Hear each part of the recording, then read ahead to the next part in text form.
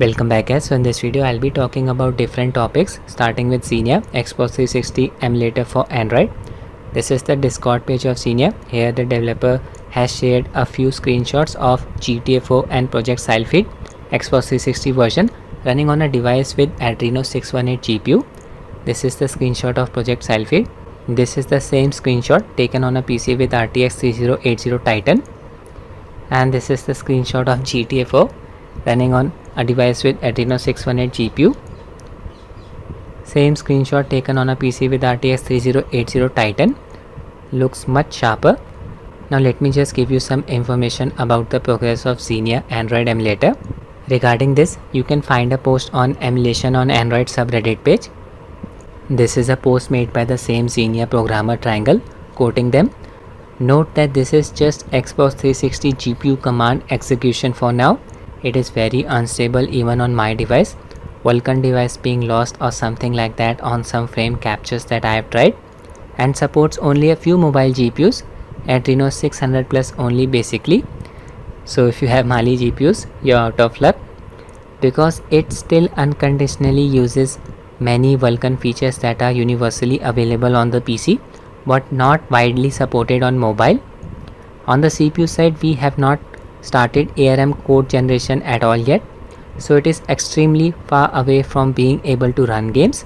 Plus we still need many changes related to kernel emulation to even run the emulator on Linux on x86 platform, and Android adds a lot of things on top of that, such as disabling audio playback yet still advancing audio mixing in the game when switching to another app, and possibly suspending game threads so the emulator does not consume the battery charge a lot when it's in the background. So as of now, no games are in a playable state. No gameplay was shown. It was just a few screenshots. A lot of work still needs to be done on both CPU and GPU sides. No public build of Xenia exists. I'm talking about the Android platform. You can try out the PC version if you want. It can run many games. I have tried the Windows version of Xenia on my PC. I tried emulating Red Dead Redemption. My PC has RTX 2070 Super GPU. It got maxed out when running the game at 720p resolution. FPS was within a range of 25 to 30. My PC CPU is Ryzen 3700X, but the emulator was more demanding on the GPU. Xbox 360 Android emulation still has a long way to go. Moving on to Dolphin MMJR2 Android emulator. Now it's not the build developed by Lumens, it's the build developed by Gamer64. This is the Discord page of Dolphin MMJR. Here Gamer64 has shared the new build with the entire community. It is build number 15112. We are taking MMJR2 in a new direction since Lumens is focusing on keeping his MMJR2 version up to date with the latest official Dolphin source code.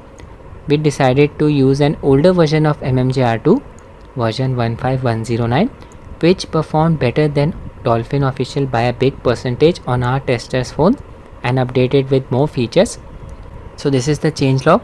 Used MMJR2 version 15109 as a base. MMU support added.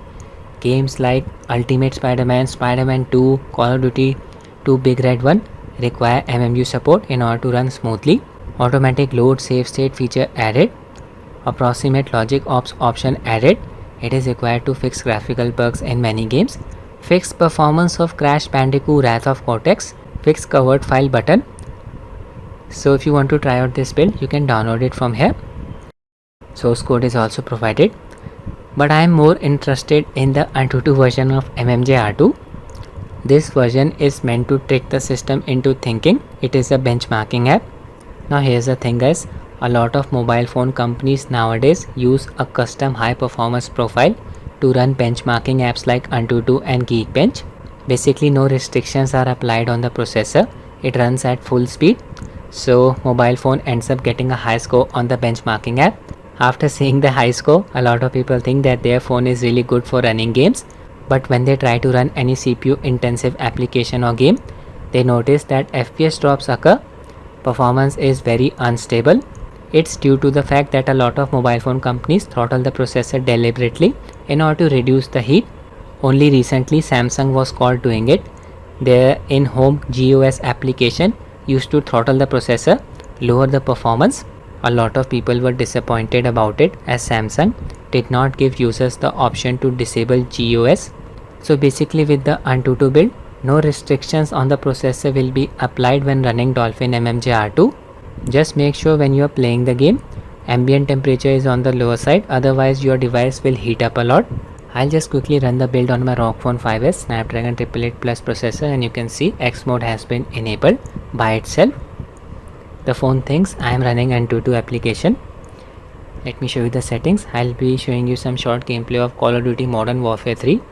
You know how CPU demanding this game is. I have unchecked the Sync GPU on skip idle hack setting.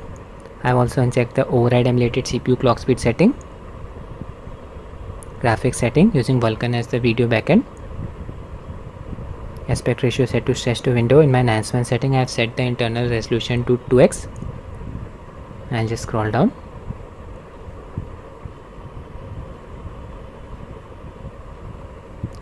I'll show you the hack settings as well. I'll enable the CPU float app. Using that app, we will be able to see the real-time clock speeds of all cores of the processor. Yeah, the game has started.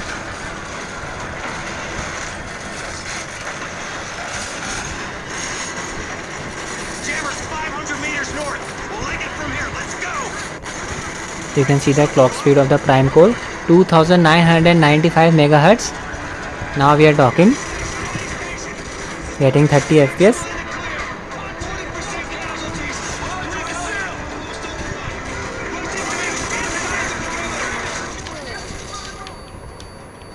Okay, my gamepad just got disconnected. And now it's working. Again, you can see the clock speed.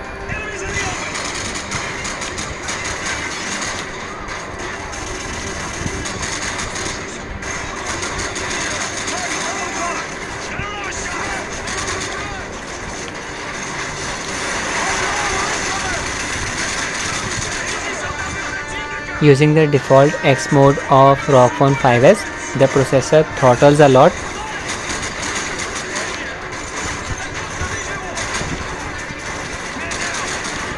It basically cheats. High performance mode is activated when we run benchmarking apps like Antutu and Geekbench. Again, my controller got disconnected, not sure what's going on.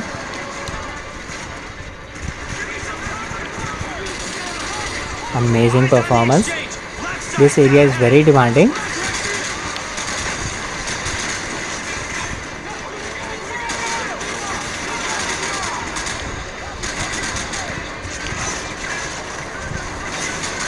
Again, you can see clock speed maxed out 2.99 gigahertz. So it is achievable.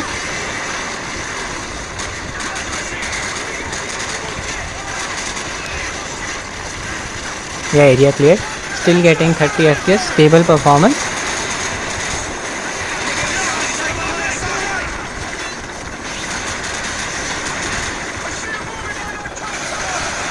This is amazing.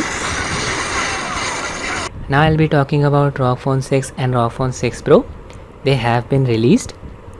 I'll quickly go through the specs of Rog Phone 6. It's a minor upgrade over Rog Phone 5 5s. I do own Rog Phone 5s. There it is. The dimensions and weight of Rog Phone 6 are similar to Rog Phone 5 5s.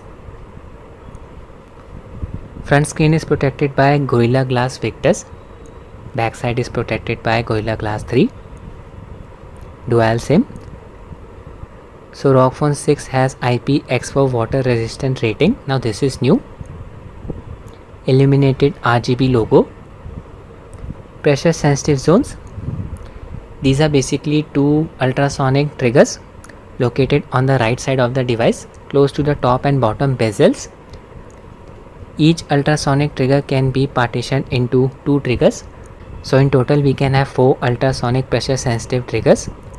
Asus is using a Samsung made AMOLED panel extending 6.78 inches diagonally. supporting 1 billion colors, 165Hz refresh rate, HDR10+, lacking Dolby Vision. You can see the resolution Full HD+. The device is shipped with Android 12, and here's the big upgrade. New chipset, Snapdragon 8 Plus Gen 1, based on 4nm lithography. The node of the Plus variant of this processor is fabricated by TSMC. Vanilla variant was fabricated by Samsung. It was prone to overheating. It's not like the Plus variant does not heat up. It is just relatively cooler than the vanilla variant. Adreno 730 GPU. No memory card support, and these are the different variants ranging from 128GB ROM and 8GB RAM to 512GB of ROM and 16GB of RAM. I wonder which application uses this much RAM on Android platform. Complete waste. UFS 3.1. Camera got upgraded as well. Main sensor is a 50 megapixel snapper. It lacks optical image stabilization. Only EIS is supported. A 13 megapixel ultra wide lens and a 5 megapixel macro lens. It supports 8K video recording at 24 fps. This is mostly a gimmick. I doubt many people use it. You can record 4K videos at even 120 fps. Wow, this processor is really very powerful. On the front side we have a 12 megapixel camera for selfies. The device has stereo speakers with 2 amplifiers. Sound quality of Rog phones is really very good, guys. I have used Rog Phone 3, Rog Phone 5 and 5s. Amazing speakers. Device also supports a 3.5mm jack. That's really good to see. The device supports Wi-Fi 6E. It also has 3 antennas for catching the Wi-Fi signal. These are the Bluetooth protocols that it supports. Version 5.2, LE, aptX HD, aptX Adaptive. The device has 2 side ports, one at the bottom, one at the side. The side Type-C supports USB 3.1 Gen 2. It has theoretically higher data transfer speeds than the bottom Type-C supports that only supports USB 2. Display out is also supported by the side Type-C port. NFC is supported, under display fingerprint sensor, accelerometer, gyro support, proximity, compass. Same 6000 mAh battery, non-removable. The device basically has 2 batteries, each of 3000 mAh capacity. Its motherboard is placed at the center of the device, flanked by the 2 battery cells. Device supports fast charging up to 65 watts. These features were present even in Rog Phone 5 5s. So I'm not really impressed by this year's Rog Phone, and look at its price, about 1000 euros. Now here's the thing, guys. Rog Phone 5 and 5s had a very high failure rate. I was not impressed by the performance of these devices. It's due to the processor, Snapdragon 888 and 888 Plus. In India during the summer season, the processor heats up very easily. If you really want to use the device, ambient temperature should be around 20 to 21 degrees Celsius. Even at 25 degrees Celsius ambient temperature, Snapdragon 888 Plus processor throttled. When I ran the CPU throttling test, Snapdragon 870 processor performed better than it. Just recently, I compared the performance of my Rog Phone 5s Snapdragon 888 Plus processor with my Mi 11X Snapdragon 870 processor. I use Ether SS2 PS2 Android emulator. My Mi 11X was able to outperform Rog Phone 5s in Ether SS2 emulator. It was due to the fact that Asus whitelists certain applications in order to perform better. Even when I used X mode, the default performance mode of this device, the processor was throttling. Throttling was severe and the device underperformed. Mobile companies do this in order to keep the device cool, reduce the heating. Rog Phone 5 and 5s have a very high failure rate, at least in my country. My own Rog Phone 5 died after 11 months of usage. Its motherboard just died randomly. Asus replaced it with Rog Phone 5s, and as of now it's still working, but it has performance issues. Rog Phone 6 Pro review has been posted on GSM Arena website. You can check it out. So they ran the CPU throttling test on it for about an hour without X mode, and you can see heavy throttling here. CPU throttled to about 60% of its max performance. If this is happening under favorable conditions, just imagine what is going to happen under real world conditions like the summer season of India. They again ran the CPU throttling test for an hour with X mode enabled. This time the performance was much better. There was still some throttling. CPU throttled to 86% of its max performance. Again, even under favorable conditions, the phone is throttling.